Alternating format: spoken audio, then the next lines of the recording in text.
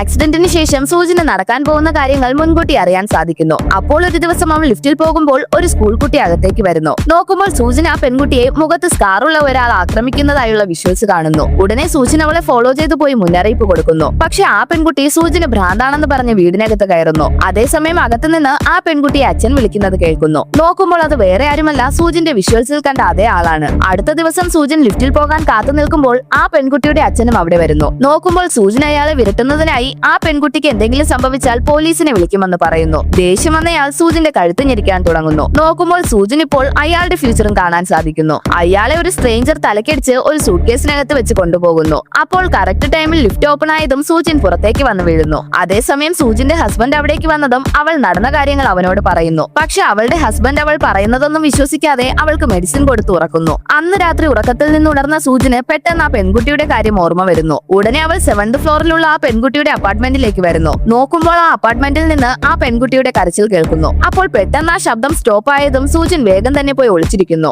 അതിനുശേഷം സൂചൻ കണ്ടതുപോലെ തന്നെ ഒരാൾ വലിയൊരു സൂട്ട് കേസുമായി പുറത്തേക്ക് വരുന്നു. നോക്കുമ്പോൾ അത് മറ്റാരുമല്ല, സൂചന്റെ ഹസ്ബൻഡ് ആണ്. അടുത്ത ദിവസം അവൾ ഇക്കാര്യത്തെ പറ്റി തന്റെ ഹസ്ബൻഡിനോട് ചോദിക്കുമ്പോൾ അവൻ രാത്രി മുഴുവൻ വീട്ടിൽ തന്നെ ഉണ്ടായിരുന്നെന്ന് പറയുന്നു. പക്ഷെ വൈകാതെ തന്നെ അവളുടെ സംശയം കൂട്ടുന്ന രീതിയിൽ മറ്റൊരു കാര്യം നടക്കുന്നു. സൂചന ആക്സിഡന്റ് ആവുന്നതിന് മുൻപ് അവൾ ജോലി ചെയ്തിരുന്ന സ്ഥലത്ത് നിന്ന് അവളുടെ തിങ്സ് എല്ലാം അയച്ചിരിക്കുന്നു. അത് കണ്ടതും സൂചൻ ഷോക്ക് ആവുന്നു. കാരണം അതിലുണ്ടായിരുന്ന ഫോട്ടോസിൽ അവളുടെ ഒപ്പം ഹസ്ബൻഡിന് പകരം വേറെ ആരോ ആണുള്ളത്. ഉടനെ ടെൻഷനായവൾ നേരെ പോലീസ് സ്റ്റേഷനിലേക്ക് പോകുന്നു. പക്ഷെ അവളുടെ ഹസ്ബൻഡ് അവളുടെ ഫോണിൽ ട്രാക്കർ ഇൻസ്റ്റാൾ ചെയ്തിരുന്നു. വൈകാതെ അവനും പോലീസ് സ്റ്റേഷനിലേക്ക് വരുന്നു. അവനെ കണ്ടതും സൂചൻ അവനൊരാളെ കൊന്നെന്ന് വിളിച്ചു പറയുന്നു. ഉടനെ പോലീസുകാർ അവരെ രണ്ടുപേരെയും കൂട്ടിക്കൊണ്ട് ആ പെൺകുട്ടിയുടെ അപ്പാർട്ട്മെന്റിലേക്ക് വരുന്നു. പക്ഷെ അവിടെ ആളുണ്ടായിരുന്നതിന്റെ അടയാളമൊന്നുമില്ല. അതേസമയം അപ്പാർട്ട്മെന്റിന്റെ ഓണറും അത് റെന്റിന് കൊടുക്കാതായിട്ട് മാസങ്ങളായെന്ന് പറയുന്നു. അതിനുശേഷമാണ് ഷോക്കിംഗ് ആയൊരു സത്യം അറിയുന്നത്. ആക്ച്വലി സൂചിന്റെ ഒപ്പമുള്ളത് ഹസ്ബൻഡ് അല്ല, അവളുടെ സ്റ്റെപ്പ് ബ്രദർ ആണ്. അവൾ ഇത്രയും നേരം കണ്ടതെല്ലാം കുട്ടിക്കാലത്ത് അവൾക്ക് നടന്ന കാര്യങ്ങളാണ്. ചേട്ടനാണ് അവളെ ഉപദ്രവിച്ചിരുന്ന അച്ഛന്റെ കയ്യിൽ നിന്ന് അവളെ രക്ഷിച്ചത്.